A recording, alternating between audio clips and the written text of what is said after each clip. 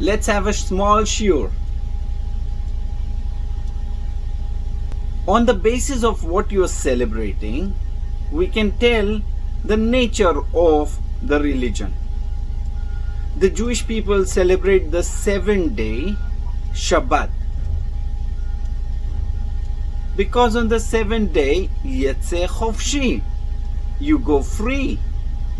Everything falls in place. Christianity celebrates first day. What is there to celebrate? Tohu vavohu vachoshech, darkness and helter skelter. What? Topsy-turvy world. That's what you are celebrating. And the Muslims, they celebrate the 6th day. What is the 6th day? The most physical of all days, in which man is there.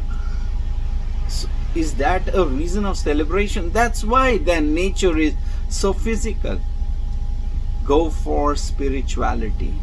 7th is for celebration, meant only for Jews. God doesn't want anybody else to celebrate. Beni uben bene Israel. That's how he describes it.